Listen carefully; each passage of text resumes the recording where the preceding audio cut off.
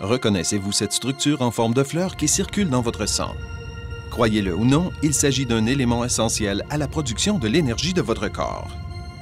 Voici l'insuline, cette hormone héroïque qui nous empêche de mourir de faim en aidant nos cellules à absorber de l'énergie. À chaque jour, nous mangeons une variété d'aliments.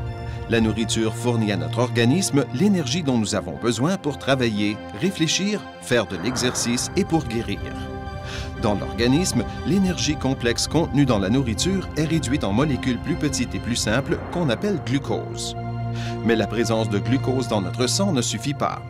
Le glucose doit recevoir l'aide de l'insuline pour que notre organisme puisse le métaboliser. L'insuline donne le signal aux cellules sanguines de laisser entrer les molécules de glucose remplies d'énergie.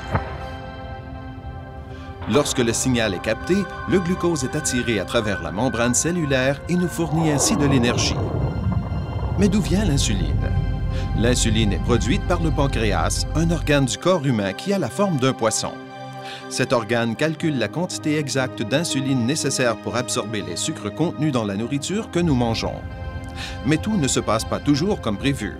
Il arrive que le pancréas ne joue pas bien son rôle. Chez les diabétiques, le pancréas ne produit pas suffisamment d'insuline pour être en équilibre avec le taux de glucose dans l'organisme. Avec le temps, la situation peut empirer. Les cellules se mettent à lutter contre l'absorption du glucose, empêchant l'insuline de faire son travail. Les chercheurs tentent toujours de découvrir la cause de ce déséquilibre, mais il semble qu'un surplus de poids, une alimentation riche en gras et un manque d'exercice fassent partie du problème. Ainsi, même si nous mangeons suffisamment, notre organisme ne reçoit pas l'énergie dont il a besoin. Dans d'autres cas, le pancréas ne produit pas du tout d'insuline. Les experts pensent que la cause de ce problème est sans doute génétique. Sans l'action de l'insuline, le glucose s'accumule dans le sang sans que l'organisme ne puisse en profiter. Dans les deux cas, un taux élevé de glucose dans le sang peut entraîner des complications comme des maladies cardiaques, des atteintes nerveuses et même des accidents vasculaires cérébraux. Les gens dont l'organisme est incapable de produire de l'insuline peuvent avoir besoin de s'injecter de l'insuline pour rester en santé. La bonne nouvelle est qu'il est possible de compenser un manque d'insuline par l'utilisation quotidienne de stylo-injecteurs.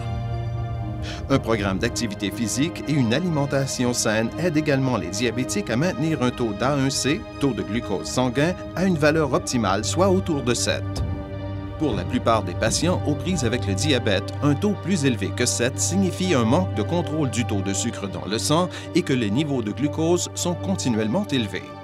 Pour obtenir de plus amples renseignements sur l'insuline, l'hormone héroïque et sur le diabète, consultez un professionnel de la santé.